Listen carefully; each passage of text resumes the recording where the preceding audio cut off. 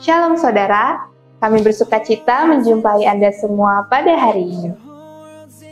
Kami menyambut dengan sukacita bagi Anda yang baru pertama kali hadir dalam ibadah Abalok Bali. Berikut beberapa informasi dalam minggu ini.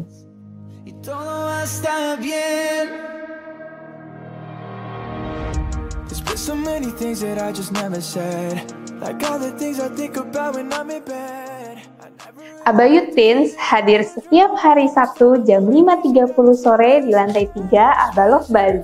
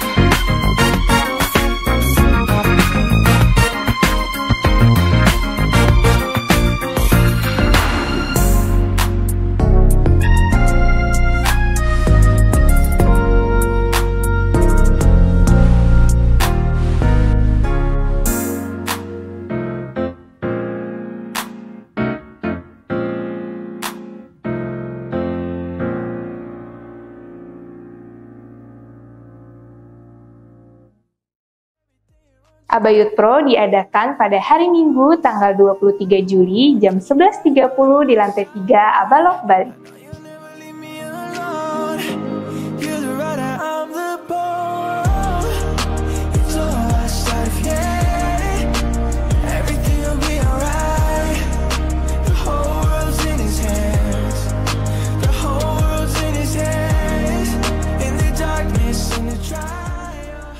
Untuk adik-adik, Aba Kids diadakan setiap hari Minggu jam 9 pagi di lantai 2 Abalok Bali.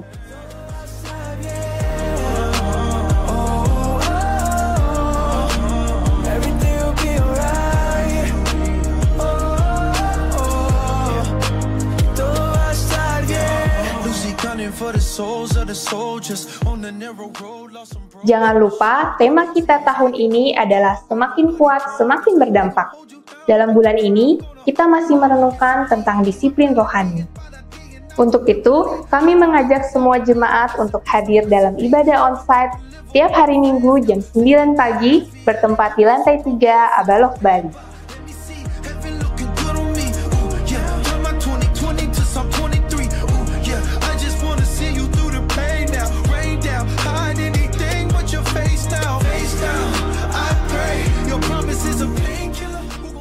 Komsel berdoa akan dimulai pada Jumat 21 Juli sampai dengan 28 Juli 2023 jam 7 sampai 9 malam. Untuk itu, semua anggota Komsel diharapkan hadir sesuai dengan jadwal yang sudah diterima. Seorang wanita diciptakan unik untuk menjadi penolong bagi pasangan, anak, dan orang-orang yang ada di sekitarnya.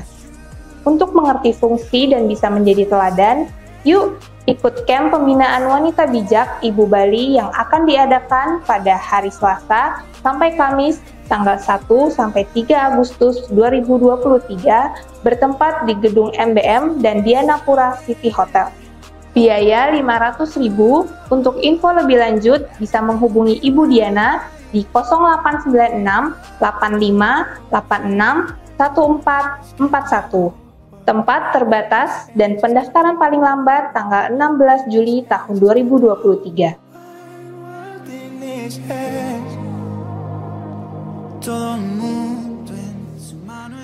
Demikianlah Aba News dalam minggu ini. Semakin kuat, semakin berdampak. Tuhan Yesus memberkati.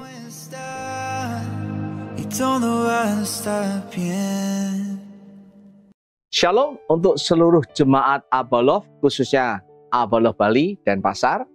Bersyukur kalau hari ini kita tetap dalam penjagaan Tuhan. Kasih, kuasa, dan kebenaran Allah terus semakin nyata dalam kehidupan kita.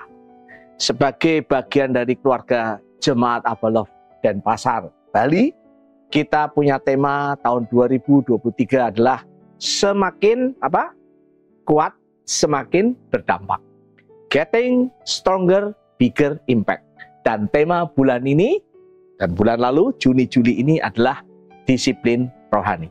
Saya ingin mengingatkan setiap kita, Jemaat Abalov Bali, apapun yang kita lakukan adalah untuk menguatkan tentang misi, visi, dan nilai-nilai Jemaat Abalov keseluruhan. Ingat, setiap kita punya tugas, punya kerinduan, punya mimpi untuk menghadirkan kerajaan Allah dalam setiap bidang kehidupan. Melalui apa? Kita dibangun menjadi murid, kita tinggal di dalam komunitas, dan kita melakukan gerakan kasih Bapa, malah menjadi berkat, memberikan impact, memberikan dampak. Dengan nilai, ingat nilai kita adalah hamba dalam kasih Kristus. Kita semua hamba dalam melayani. Nah, kita akan mengulang sedikit tentang apa yang kita pelajari, khususnya ketika tanggal 18 Juni, Pak Doni, salah satu penatua Abalov Bali, mengingatkan beberapa hal. Pak Doni mengingatkan kita tentang disiplin rohani, menjadi dasar kita belajar dari mulai Juni sampai hari ini. Disiplin itulah proses belajar, ya. Kalau kita melihat di kampus besar, Pak Doni, Pak Petrus juga mengingatkan kepatuhan kepada peraturan dan hidup dalam tata tertib. Kalau saya boleh menambahkan, disebut disiplin rohani, menurut buku Richard Foster, dikatakan adalah suatu cara untuk mengembangkan hubungan yang lebih dalam dengan Tuhan dan membuat hidup kita semakin rohani. Itu yang disebut disiplin rohani. Nah, dalam konteks ini, para pemimpin mengingatkan, khususnya Pak Doni, disiplin tidak membuat kita lebih hidup, lebih diurapi Tuhan, lebih dipakai Tuhan, ya, lebih berkuasa, ya, punya kuasa yang hebat, ya. Semakin hidup kita benar, itu bisa. Tapi tujuan kita melakukan disiplin rohani, ingat, ini tujuannya adalah kita sedang belajar merendahkan hati supaya Allah memakai hidup kita serupa dengan Kristus. Supaya Allah memakai hidup kita untuk kita boleh mendatangkan kerajaan Allah dalam setiap bidang kehidupan sesuai dengan apa yang menjadi visi misi kita bersama. Tujuannya bukan cari apa sebabnya, tujuannya bukan mencari akibatnya. Betul, kalau kita melakukan disiplin rohani, kita lebih peka sama Tuhan, kita bisa merasakan kehidupan kita lebih dekat, berarti lebih kudus, betul. Tapi tujuannya adalah kita merendahkan hati. Proses pembelajaran kita kepada Tuhan. Di dalam proses ini juga, Pak Doni mengingatkan dari buku Richard Foster, ya, Celebration of Discipline. Dikatakan ada 12 disiplin rohani. Disiplin yang ke dalam dan disiplin yang keluar. Yang ke dalam apa contohnya? Ingat ya, doa, puasa, belajar firman Tuhan, meditasi. Yang kita ke dalam biasanya untuk membangun manusia rohani kita, manusia batiniah kita. Disiplin yang berikutnya yang bersifat keluar. Misalnya apa? Suatu tindakan yang bisa dilihat orang, yang bisa dirasakan bahwa kita ini mengasihi Tuhan, kira-kira begitu ya. Misalnya kesederhanaan, kesendirian, penundukan diri, dan pelayanan. Ketiga adalah keterlibatan atau kebersamaan, misalnya dalam pengakuan, dalam bentuk komunitas, bimbingan, bisa diwujudkan dengan pembapaan, kalau penyembahan dan perayaan adalah ibadah. Itu yang disampaikan ringkasan tentang bagaimana kita membangun disiplin rohani. Nah, hari ini saya memberi tema khusus. Temanya apa? Adalah kita membangun disiplin rohani dalam keluarga. Hari ini saya lebih banyak memberikan konteksnya keluarga dalam bentuk adalah keluarga inti kita, ya. Yang kedua, keluarga dalam bentuk keluarga rohani kita, pembapaan kita, kelompok pemuritan kita. Nah, saya akan coba memberikan penekanan pada dua keluarga ini. Tapi tentunya saya akan memprioritaskan keluarga. Nanti ada waktu saya akan bahas, walaupun nanti ada beberapa apa yang kita beri contoh. Saya menyebut keluarga kenapa? Supaya kita betul-betul melihat atau tahu, punya pendapat yang sama, persepsi yang sama yang saya sebut keluarga. Keluarga adalah keluarga ya, inti kita, ayah, ibu, dan anak, ya, keluarga kita. Nah, kenapa di dalam proses kita melihat pembangunan kerohanian, kan kita ini orang Kristen pakai budaya Yahudi. Kalau kita lihat pembangunan kerohanian orang-orang Yahudi adalah melalui keluarga, melalui ayah khususnya, ya, di dalam kitab Ulangan 6, keluarga yang disebut. Tetapi kita juga tahu yang disebut keluarga itu bisa juga dalam konteks keluarga rohani. Paulus berkata, aku ini bapak orang Korintus. Dia berkata, Timotius anakku, Titus anakku, dalam bisa bentuk keluarga, dalam bentuk rohani. Jadi kita bisa melihat dua konteks keluarga ini. Nah, saya akan memberikan contoh, memang akan lebih banyak pada konteks keluarga.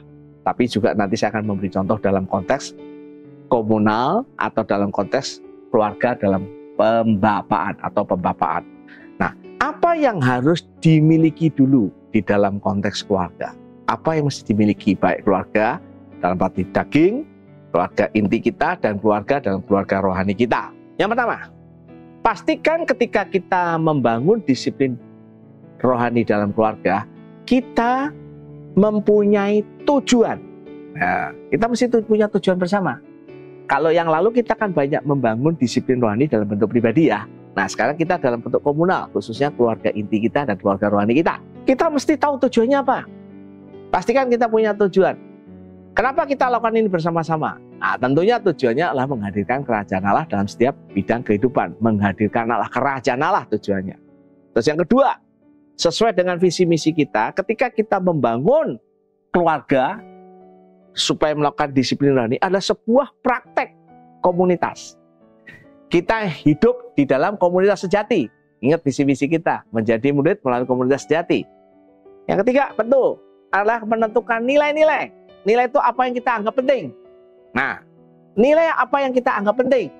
Jadi ketika kita melakukan mesti dikaitkan dengan firman Allah. Kenapa kita lakukan bersama-sama proses ini? Ya, kita membangun disiplin rohani untuk kita mempraktekkan firman Allah. Jangan lupa ada 3 pendukung lainnya yang selalu saya sebut di mana-mana. Ketika kita membangun apapun, mesti ada waktunya, ya, mesti ada usahanya, dan mesti ada fasilitasnya. Ada komponen penting. Saya ulang ya. Tujuannya apa? Kita membangun disiplin rohani sebagai keluarga. Pastikan ini sebuah komunitas yang kita bangun, membangun komunitas.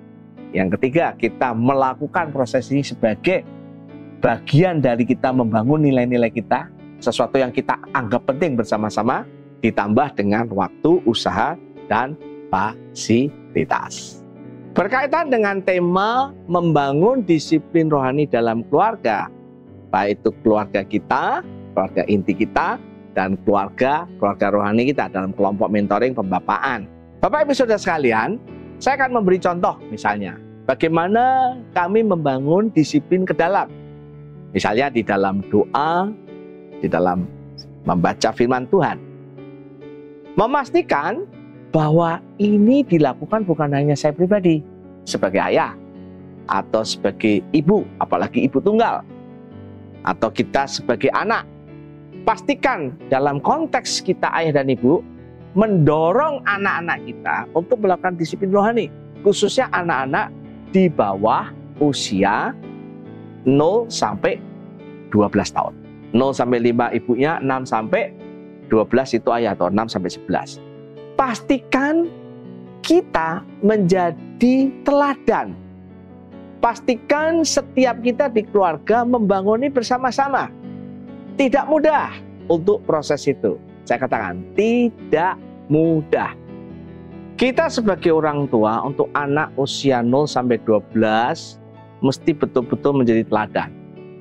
Kami menggunakan waktu, memberikan waktu, usaha dengan Eliana, mengajak Abe dan Lisbeth untuk kita berdoa. Ingat Bapak Ibu, kalau doa bukan doa syafaat ya, seperti di gereja. Enggak, kalau kami doa enggak lebih mungkin dari 10 menit mungkin. Ya, doa malam, ya, doa pagi bersama-sama, ya. Kita bangun itu setiap hari. Nah, karena disiplin rohani kan setiap hari. Dulu kami punya kebiasaan membaca firman Tuhan, 1 pasal dibaca rame-rame. Tapi setelah Abel Isbat menjadi remaja, dia berkata saya mau baca sendiri, tapi tetap kita duduk sama-sama. Ingat, tidak membaca sama-sama karena sudah remaja, sudah menjadi dewasa. Kita share apa yang Tuhan bicara tentang firman Tuhan di hari ini. Nah, itu kita membangun disiplin rohani secara korporat di keluarga. Bagaimana dengan kelompok pembapaan pemuritan? Untuk teman-teman yang baru pertama kali atau lahir baru, tentunya perlu ditolong. Bapak Ibu, teman-teman bisa sharing firman Tuhan di dalam grup pemuritan. Saya berusaha di dalam kelompok pemuritan saya, setiap hari saya sharekan firman Tuhan. Ya, walaupun ada yang membalas, ada yang berkomentar, ada cuma baca aja, tapi ada juga yang tidak memberi kepada saya. Karena kebanyakan dari kelompok saya padahal mereka pekerja. Tapi saya menyarankan, kalau orang yang kita sedang bangun di keluarga rohani ini adalah orang petobat baru, mereka baru kenal Tuhan, kita dorong. Itu dalam kasus ke dalam dengan doa dan firman. Intinya apa? Kita kasih waktu, kasih usaha, ingatkan kita punya tujuan. Apakah yang kita ajak misalnya dalam konteks keluarga bisa males, bisa kita nggak punya waktu, bisa. Tapi yang namanya waktu adalah diadakan. Ingat setiap hari. Ya, ada proses juga.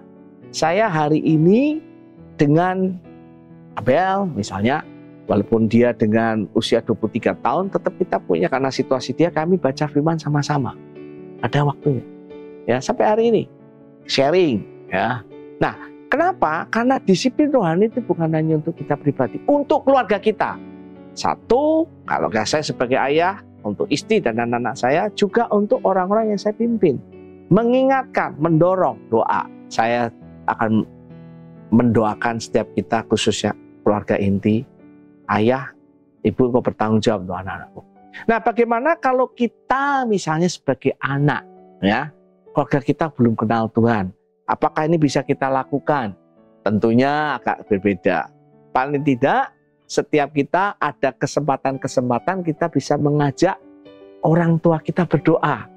Mungkin seminggu sekali diajak berdoa. Papa, Mama, saya mau doakan kau. Papi, Mami, atau kakak, adik, saya akan doakan. Itu sebenarnya kita sedang mempengaruhi itu, membangun kedisiplinan rohani. Oke?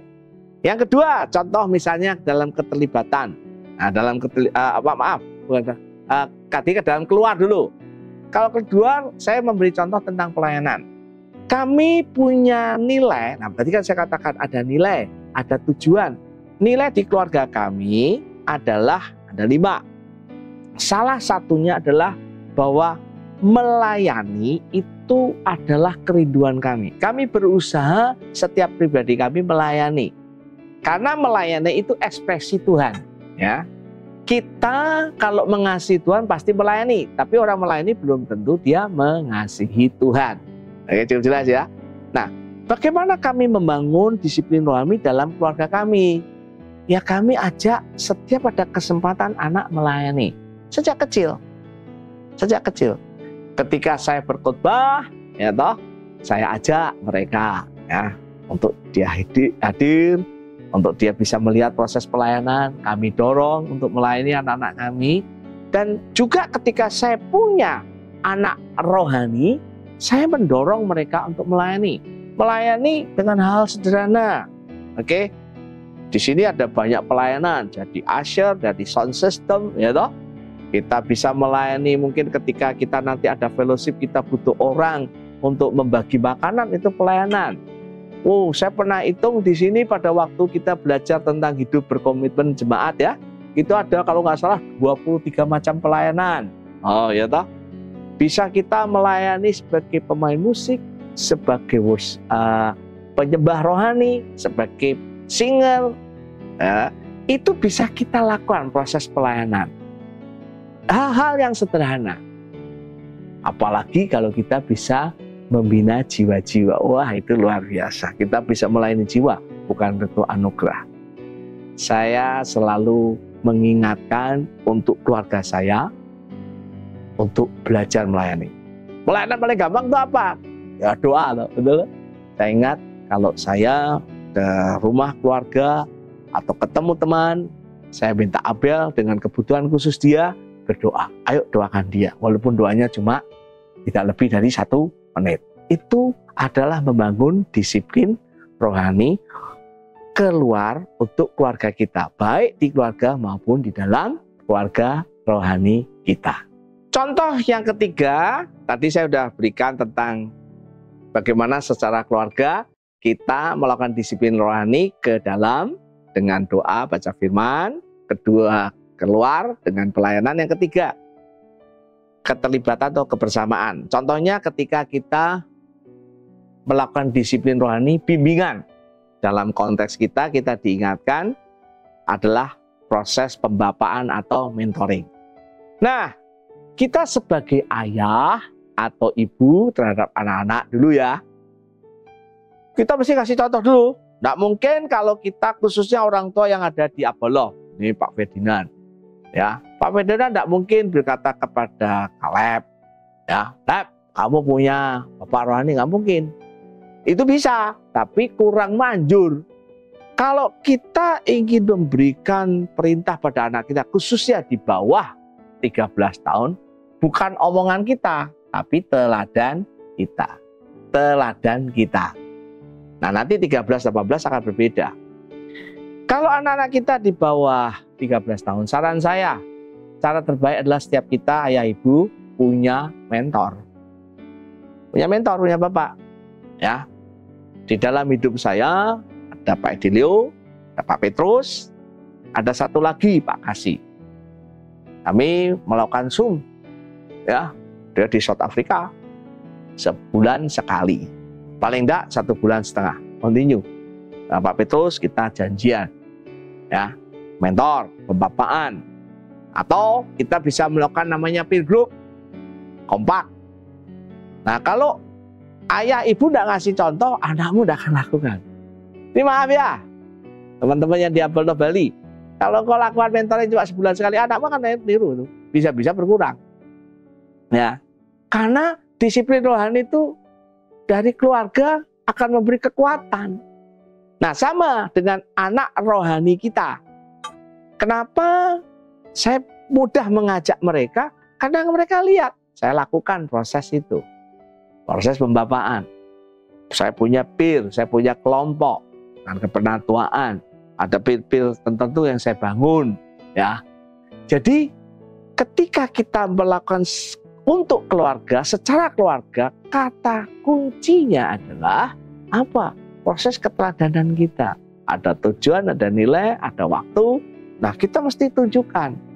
Saya bersyukur untuk proses kita masuk dalam kelompok pembapaan ini. Istri saya dia punya mentor, dia punya peer, dia rajin. Dia punya orang yang di bawah. Bagaimana dengan anak Besaliel? Saudara berkata, dia autis ya. Oh, dia punya mentor, ya. Dia punya orang-orang tertentu. Dia punya coach, ya. Bukan dari Jakarta aja, yang di luar Jakarta. Bukan di Bali saja, di Pasar, di Jakarta. Nah, misalnya berapa 1-2 hari ini dia akan ketemu dengan coachnya. Persis coachnya berlibur di Bali. Dia beritahu mau ketemu. Nah, ini betul-betul kita mesti tolong, apalagi anak kita yang membutuhkan bantuan kita. Misalnya umur 23 tahun, autis ADHD, dia butuh. Yang 12 tahun butuh. Saya berterima kasih untuk orang tua yang mengantarkan anaknya ibadah, ya, yang di Abaloh Youth Teens. Thank you banget. Anda memberikan contoh bagaimana membangun disiplin rohani ketika mereka melakukan proses mentoring atau beribadah. Terima kasih. Itu adalah benih. Itu yang kita lakukan, itu yang harus kita dorong dari pihak keluarga. Kita sebagai keluarga rohani juga mendorong anak-anak kita, mendorong jemaat untuk kita bisa memberi teladan. Saya mempercayai ketika kita melakukan proses ini sebagai keluarga, baik keluarga rohani ataupun keluarga kita inti, akan beri kekuatan. Elizabeth sekarang sekolah di luar kota, saya selalu ingatkan, siapa yang menjadi mentor kamu? Siapa yang menjadi peer teman kamu? Dia sebutkan ada 3-4 orang, ya. Dan itu akan membuat kita semakin punya hubungan dekat dengan Tuhan, sesuai yang kita sebut dengan disiplin rohani itu. Disiplin rohani adalah sebuah proses yang membuat kita semakin dekat dengan Tuhan. Kita mempunyai kemampuan untuk mengembangkan hubungan yang lebih dalam dengan Tuhan, sehingga kita menjadi manusia-manusia rohani. Bapak Ibu Saudara sekalian, kita akan ada beberapa pertanyaan untuk kita bisa berdiskusi kelompok. Kita diskusikan, kita ngobrol, kita akan melihat kita ada di mana. Saya mendorong setiap kita untuk terus membangun disiplin rohani secara pribadi. Tetapi sebagai bagian dari keluarga inti kita, ayah ibu khususnya, kita mendorong anak-anak kita. Yang dewasa bagaimana? Ya sama, kita mesti bantu. Ya, tidak ada kata terlambat. Kalau lebih baik terlambat dari tidak ada sama sekali. Membantu anak-anak kita yang sudah dewasa untuk proses disiplin rohani. Walaupun saya tidak memberi contoh banyak. Bagaimana dengan keluarga rohani kita? Sama. Dan ketika kita melakukan proses ini, kita akan melihat nama Tuhan dipermuliakan. Sebelum saya menutup dalam doa, pastikan kita melakukan diskusi kelompok. Mari kita berdoa. Tuhan Yesus, terima kasih untuk hari ini. Kami belajar tentang disiplin selama hampir satu bulan lebih ini. Kami terus berdoa supaya disiplin rohani secara pribadi terbangun dalam kehidupan kami. Sekarang kami diingatkan bagaimana kami membangun disiplin rohani dalam keluarga. Baik keluarga inti kami, keluarga rohani kami, dengan grup pemuridan kami atau peer kami. Terima kasih. Aku berdoa setiap pribadi bukan hanya mendengar, tapi melakukan disiplin rohani ini. Kami ingin memberkati setiap pribadi hari ini. Kiranya berkat dari Allah Bapa, Putra, dan Roh Kudus, yaitu berkat secara rohani. Haus dan lapar akan firman Tuhan. Haus akan kedisiplinan rohani yang ke dalam. Berkat secara jiwani, damai sejahtera, sukacita, ketenangan dari Allah ada dalam setiap kehidupan kami. Juga berkat secara jasmani, baik itu kesehatan maupun keuangan. Berkat ini aku lepaskan hanya di dalam nama Tuhan Yesus. Setiap kita yang percaya berkata, amin. Tuhan Yesus memberkati untuk setiap kita. I lost so many things, almost lost my sight. It all changed when I found you. Decided to throw everything and run towards you. I'll never be by myself. I got you right by my side. I know you'll never leave me alone. You're the way I'm used to the night. I lost so many things, almost lost my sight. It all changed when I found you. Decided to throw everything and run towards you. I'll never be by myself. I got you right by my side. I know you'll never